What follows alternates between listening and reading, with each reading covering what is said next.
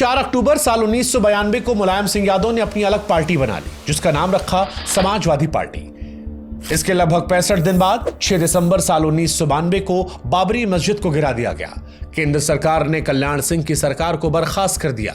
मस्जिद गिरने के बाद मुलायम मुसलमानों में हीरो बन गए और वे इन्हें इस बात का क्रेडिट देने लगे कि साल 1990 में मुलायम ने मस्जिद को गिरने नहीं दिया था। वहीं दूसरी तरफ बीजेपी भी मुलायम पर लगातार हमलावर थी। इससे मुलायम को मुसलमानों को अपने पीछे इकट्ठा करने में मदद मिली।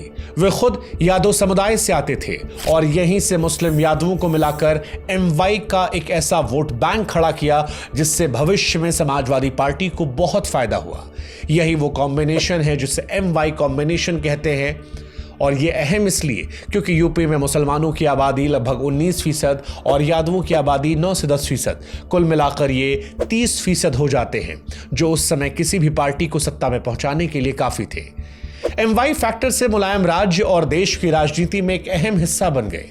बाबरी मस्जिद गिरने के बाद एक रैली में मुलायम ने कहा, यह ऐतिहासिक पल है, सांप्रदायिक ताकतें तूफान की गति से बढ़ रही हैं।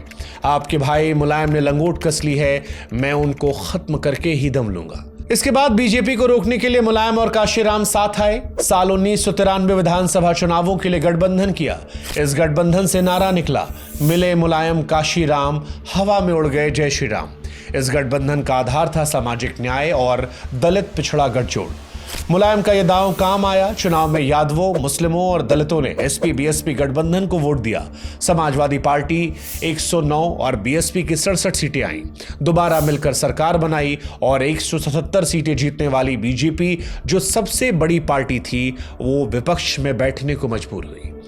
4 दिसंबर साल 1993 को मुलायम दूसरी बार उत्तर प्रदेश के मुख्यमंत्री बने। मुलायम के पास गैर बीजेपी पार्टियों और निर्दलियों को मिलाकर 242 विधायकों का समर्थन था। उस वक्त कांग्रेस ने भी उन्हें समर्थन दिया। चुनाव में मुलायम शेखोहाबाद, जसवंत नगर और निधौली कला 3 सीटों से लड़े और तीनों ही सीटों पर जीत गए। दूसरी बार मुख्यमंत्री बनने के बाद मुलायम ने सबसे पहले नकल के खिलाफ बीजेपी सरकार का एंटी कॉपिंग एक्ट रद्द कर दिया। अब ये उस वक्त छात्रों को दिमाग में रखकर किया गया था। हालांकि इसका असर यह हुआ कि बड़े पैमाने पर उत्तर प्रदेश में इसके बाद नकल की शुरुआत हो गई। उत्तर प्रदेश पर जो नकल माफिया होने का आरोप लगता है या छात्रों को नकल करके पास करवाने का आरोप लगता है, उसमें इस फैसले का एक बड़ा असर था। यह मुलायम सिंह का राजनीतिक एक यूनिक फीचर था। अगर पिछड़ों में कुछ लोकप्रिय है तो वो सही गलत देखे बिना फैसला ले लिया करते थे। मुलायम की सरकार ने मंडल कमीशन की रिपोर्ट के आधार पर ओबीसी आरक्षण 15 से बढ़ाकर 27% कर दिया था। पंचायतों में कोटा दिया गया, लेकिन उन पर अपराधियों को बचाने के आरोप लगते रहे। इस पर मुलायम का कहना था कि वो जीतते हैं तो मैं टिकट देता हूं क्योंकि जनता वोट देती है, हमें सीट चाहिए, सरकार चलाने के लिए संत क्या ही सियासत करेगा। कुछ समय बाद ही एसपी और बीएसपी गठबंधन में दिक्कतें शुरू हो गई। ये दो ऐसे नेताओं के बीच गठबंधन था जो अति महत्वाकांक्षी थे, एक दूसरे पर शक करते थे। कहने को मायावती सरकार में शामिल नहीं थी, लेकिन उसके बावजूद मायावती का दखल सरकार में था। सरकार बनने के कुछ समय बाद लोकल मीडिया ने मायावती को सुपर चीफ मिनिस्टर का तमगा देना शुरू कर दिया। यह सुनकर मायावती को अक्सर आनंद आता था। कहा जाता है कि एक भी ऐसा दिन नहीं होता था जिस दिन बीएसपी मुलायम को यह बात का एहसास नहीं कराती थी कि मुलायम बीएसपी के समर्थन से मुख्यमंत्री बने हैं। वहीं दूसरी तरफ बीएसपी को भी इस बात का डर लगा रहता था कि मुलायम उसकी पार्टी को तोड़ सकते हैं।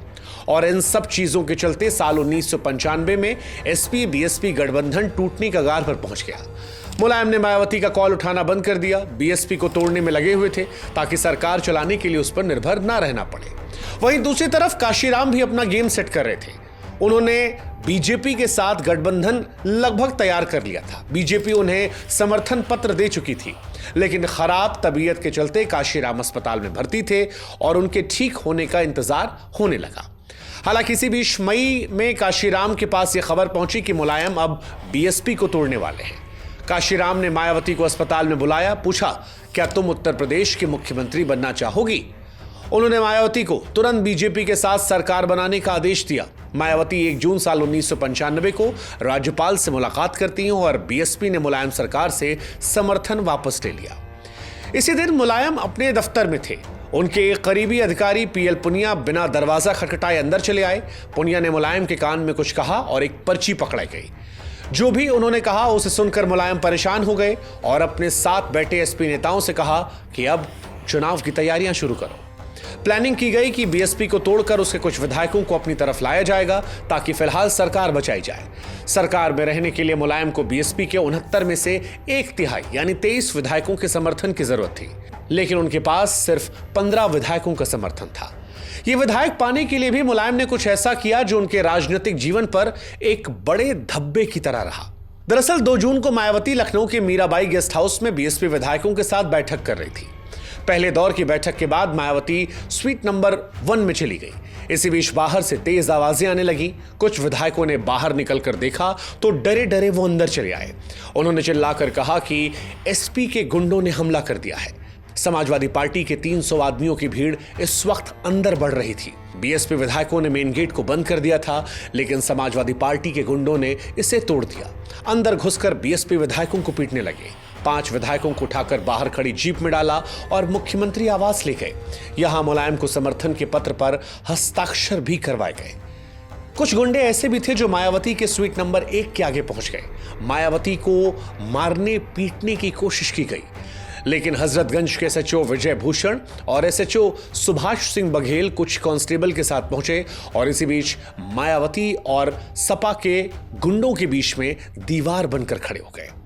मायावती अपने कमरे से केंद्रीय गृह मंत्री शंकर राव चौहान और बीजेपी और जनता दल के नेताओं को फोन करने लगी। केंद्र सरकार के दखल के बाद आधी रात को स्थिति कंट्रोल में आई। इसी घटना को गेस्ट हाउस कांड के नाम से जाना जाता है। मुलायम ने कभी भी गेस्ट हाउस कांड के लिए माफी नहीं मांगी। हालांकि अगले दिन 3 जून साल 1995 को राज्यपाल वोहरा ने मुलायम सरकार को बर्खास्त कर दिया।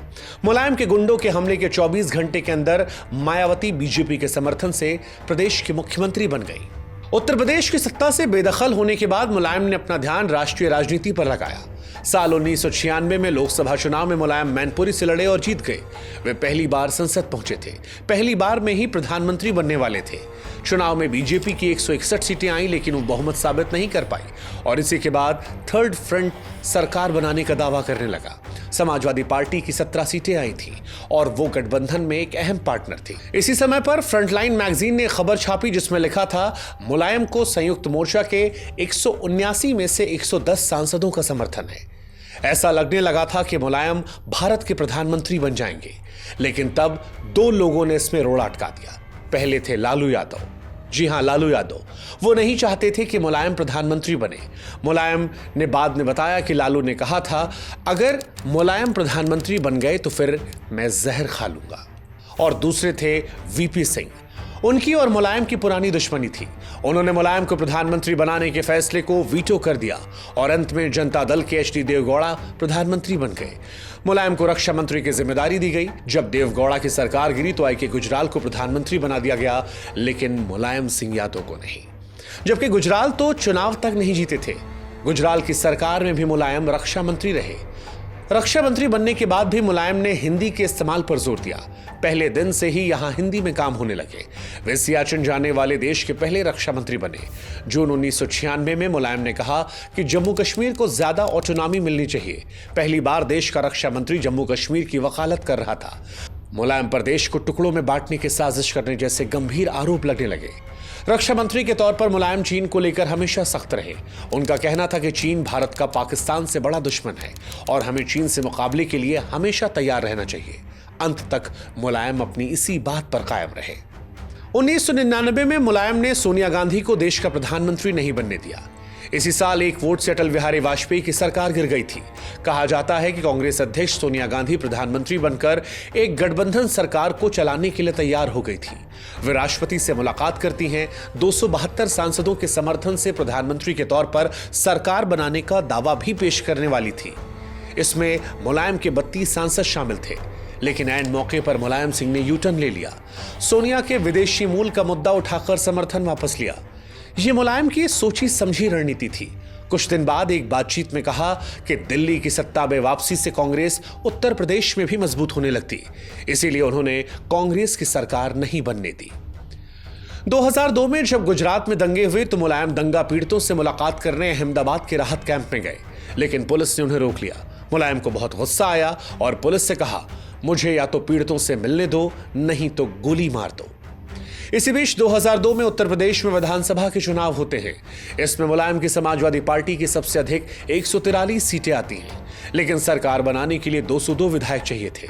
मुलायम सरकार नहीं बना पाए और इसके बाद बीएसपी ने बीजेपी के साथ मिलकर एक बार फिर सरकार बना ली। मायावती इस सरकार के मुख्यमंत्री बनी। मायावती और मुलायम ने एक दूसरे पर घोटालों के तमाम आरोप लगाए। मायावती मुलायम को सबक सिखाने के लिए पूरी तरह तैयार थी। कहा जाता है कि मायावती के दफ्तर में एक फाइल रखी हुई थी जिसमें मुलायम और उनके सहयोगी अमर सिंह पर पोटा लगाने का प्रपोजल था। बता दें कि पोटा आतंकवादियों पर लगाया जाता है। लेकिन इसी बीच मायावती ताज कॉरिडोर जैसे घोटाले में फंस गई। बीजेपी से उनके मतभेद बढ़ने लगे और अगस्त 2003 में मायावती ने मुख्यमंत्री के पद से इस्तीफा दे दिया। विधानसभा भंग करके दोबारा चुनाव कराने की सिफारिश कर दी। मायावती के इस फैसले से हैरान बीजेपी ने मुलायम की सरकार बनने देने का फैसला किया। कांग्रेस और बाकी कुछ छोटी पार्टियों ने मुलायम को समर्थन दे दिया, लेकिन इसके बावजूद उनके पास बहुमत नहीं था। उन्होंने बीएसपी के 14 विधायकों को तोड़ लिया। यह दल बदल कानून के खिलाफ था, लेकिन बीजेपी के इशारे पर राज्यपाल ने कुछ नहीं किया और फिर मुलायम उत्तर प्रदेश के तीसरी बार मुख्यमंत्री बन गए। इसके बाद भी मुलायम ने बीएसपी के विधायकों को तोड़ना जारी रखा। सितंबर 2003 तक बीएसपी के 37 विधायकों को वो अपनी तरफ कर चुके थे। अपने तीसरे कार्यकाल में मुलायम ने कई वेलफेयर स्कीम की शुरुआत की। इसमें 500 रुपए महीने का बेरोजगार भत्ता और गरीब लड़कियों की पढ़ाई में मदद के लिए कन्या विद्याधन प्रमुख था। मुलायम के तीसरे कार्यकाल में अमर सिंह का बहुत ज्यादा इन्फ्लुएंस रहा। वह 1996 में समाजवादी पार्टी में शामिल हुए थे। अमर सिंह के आने के बाद मुलायम का समाजवाद बदल गया था। अमर सिंह ने उन्हें कॉरपोरेट्स और फिल्म जगत की बड़ी हस्तियों से मिलवाया। मुलायम बड़े बड़े अभिनेताओं और हस्तियों के साथ दिखाई देने लगे थे। अब मुलायम बदल गए थे और महंगी घड़ियां पहनने लगे थे। कॉरपोरेट्स के दबाव और प्रभाव में समाजवादी पार्टी का एजेंडा पीछे छूट रहा था। इसी बीच मुलायम पर एक गंभीर आरोप लगा। 2005 में वकील विश्वनाथ चतुर्वेदी ने सुप्रीम कोर्ट में एक याचिका दायर की, जिसमें यह आरोप लगाया कि मुख्यमंत्री के पद का गलत इस्तेमाल करते हुए मुलायम ने 100 करोड़ से ज्यादा की संपत्ति बना ली है। उन्होंने मुलायम, उनके बेटे अखिलेश यादव और प्रतीक यादव, इसके साथ बहू डिंपल यादव की संपत्ति की सीबीआई जांच की मांग की। 1 मार्च 2007 को सुप्रीम कोर्ट ने सीबीआई से इस मामले की शुरुआती जांच करके ये देखने के लिए कहा कि क्या केस बनता है या फिर नहीं।